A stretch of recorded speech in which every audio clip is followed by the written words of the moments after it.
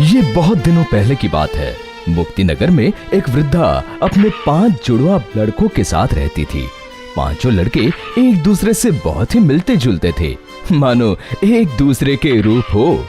वृद्धा के 5 लड़के 5 तरह के गुणों से भरे थे। पहला बेटा रामलाल, जो एक बार में पूरे समुद्र का पानी अपने मुंह में भर सकता था 5 मिनट के लिए। दूसरा बेटा श्यामलाल, वो अपने दोनों पैर काफी लंबे कर सकता था। तीसरा लड़का जोधूलाल, उसकी पीठ लोहे की तरह सख्त थी। चौथे लड़के का नाम मधुलाल था, उसे आग से कोई भी हानि पहुंचती नहीं थी। और सबसे छोटे बेटे का नाम था जीवनलाल, वो अपनी सांसें रोककर पूरे 1 दिन रह सकता था। पांचों भाई देखने में एक जैसे ही थे, बस उनकी माँ फूलमती ही जान पाती थी कि कौन कौन है।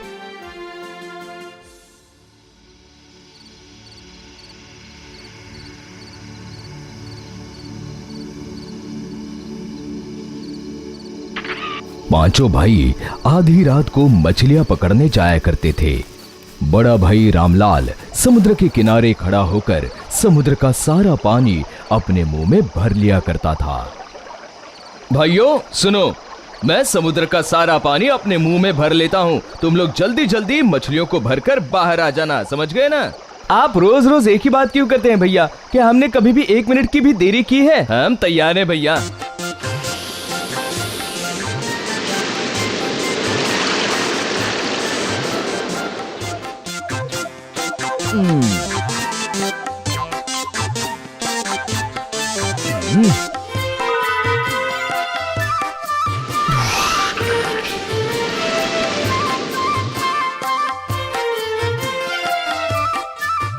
आज जीवन की बारी है। छोटे, बाजार जाओ।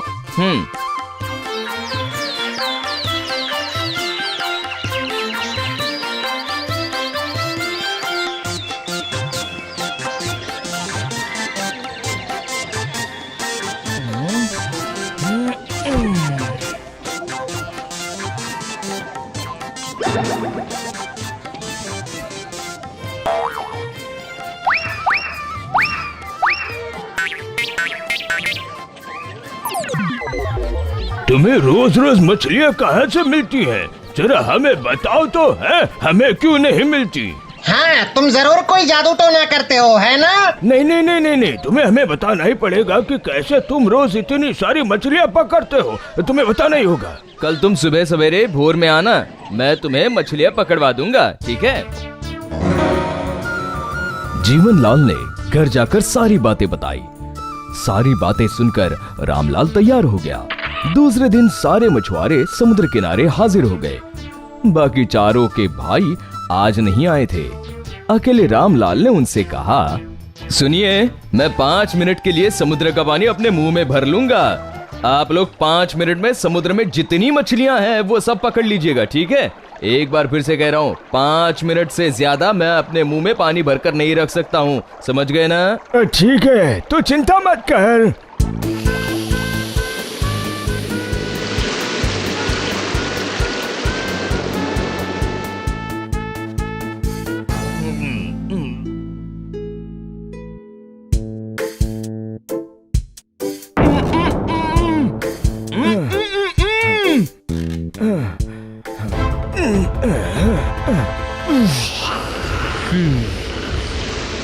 अरे बचाओ! अरे बचाओ! हम डूब रहे हैं, बचाओ! हमें कोई बचाओ! अरे नहीं, बचाओ! गांव में हाहाकार मच गया। मछुआरों के परिवार वालों ने राजा से रामलाल की शिकायत कर दी। सारी बातें सुनकर राजा ने रामलाल से कहा, क्या इनकी बातें सच है रामलाल? तुमने अपने मुंह से पानी बाहर छोड़कर इतने सारे लोगों को डुबाकर मार डाला? हाँ, ये सच है महाराज, ये सच है। पर अगर मैं पानी नहीं छोड़ता तो फिर मेरा गला फट जाता और मैं मर जाता।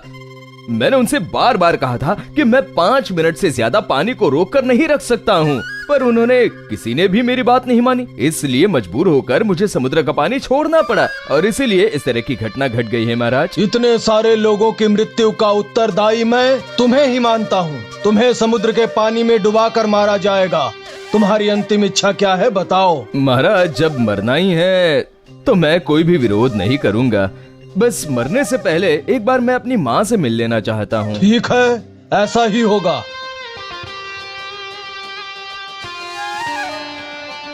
भैया भैया कल आपकी जगह मैं जाऊंगा। आप बिल्कुल परेशान मत होइए। आप घर में आराम कीजिए। शाम समुद्र में डूबकर मरने गया और साथ ही राज्य की प्रजा भी उस सजा को देखने के लिए गई। अरे ये क्या, तुमने तो कल लाल कमीज पहनी थी ना, आज नीली कमीज पहनकर क्यों आए हो तुम? माँ का आदेश था महाराज। मैं अपनी माँ की हर बात मानकर चलता हूँ। अब मैं आपके आदेश का पालन करने जा रहा हूँ। महाराज अलविदा। अलविदा महाराज, अलविदा।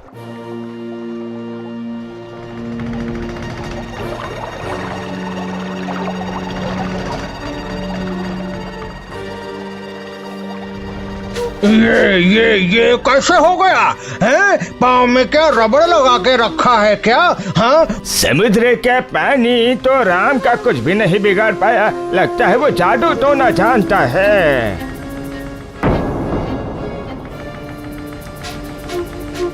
कल राम की गर्दन मेरा जल्लाद काटेगा। बोलो बोलो बोलो, तुम्हारी अंतिम इच्छा क्या है? बोलो। कल पूरी रात मेरी माँ रोई है महाराज। मैं बस माँ को जरा देखा हूँ महाराज। महाराज इसके अलावा मेरी और कोई भी इच्छा नहीं है। ठीक है, ऐसा ही होगा। अब कल सुबह ही तुम्हारी गर्दन काटी जाएगी। भैया आपको तो पता है मेरी गर्दन बहुत सख्त है। मेरी गर्दन काटते समय तलवार टूट जाएगी। कल बड़े भैया की जगह मैं जोधुलाल जाऊंगा। बेटा हर वक्त अपने आँख कान खुले रखना, ठीक है? माँ आप हमारे लिए परेशान मत होइए।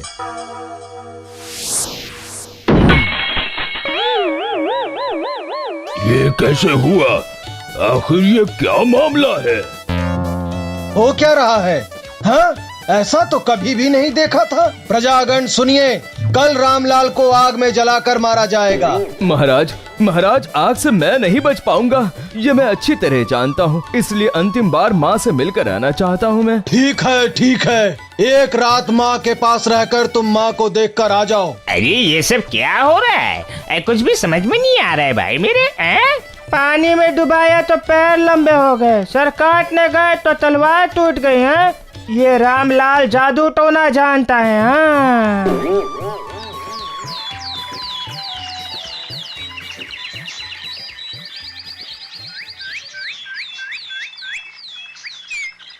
धा धीम धिम धा धीम धिम धा धुम ते ते ते ते ते धा धग धा धा धा। अरे ये कोई दैत्य है। ये कोई दैत्य है, सब सावधान हो। महाराज कितना आनंद आ रहा है मुझे, क्या बताऊं मैं आपको। क्या आग में आनंद आ रहा है? अब तुम्हें मिट्टी में दबाकर मारूंगा। हाँ हाँ, मिट्टी में दबाकर मारूंगा। यही होगी तुम्हारी सजा। महाराज अंतिम बार फिर से माँ को देखना चाहता हूँ। तीर किट धा, आप अनुमति दे दीजिए। ता दिन दिन धा, अनुमति दे दीजिए ना। ठीक है, अनुमति दिया। भैया मैं सांसें रोक कर रहूंगा। आप लोग रात को मिट्टी खोदकर मुझे बाहर निकाल लीजिएगा, ठीक है? उसके बाद हम इस राज्य से दूसरे राज्य में चले जाएंगे, ठीक है ना? ये चलेगा? यही सही रहेगा। पर फिर भी बेटा जीवन, अपना ध्यान रखना, अपना ध्यान रखना बेटा। माँ आप बिल्कुल चिंता मत कीजिए। ये भूत निकल के भाग जा। अरे भाग जा, नहीं तो मैं तुझे झाड़ू से मारूंगा। अरे मारे, भूत निकल के भाग जा। अजय खंबा उखाड़ के, अजय भूत निकल के भाग जा, इधर से भाग जा। भूत को भगा दिया।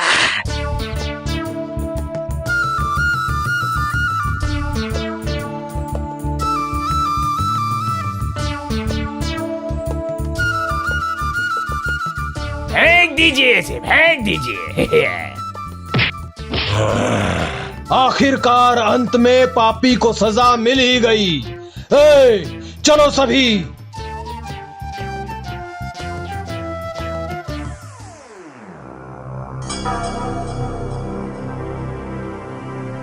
उधर अंधेरे में माँ को साथ लेकर चारों भाइयों ने कब्र के पास आकर मिट्टी को खोदा और जीवन को बाहर निकाल लिया। माँ फूलमती रो पड़ी और आंखों के आंसू पोंछकर बोली, जिसके पास ऐसे 5 रत्न हैं, उसे किस बात का डर है? हम कहीं और जाकर सब कुछ फिर से शुरू करेंगे। चलो। फिर मझले बेटे श्यामलाल ने अपने पैरों को लंबा करके माँ और चारों भाइयों को अपने कंधे पर बिठाकर लंबे लंबे कदम बढ़ाकर उस राज्य का त्याग कर दिया।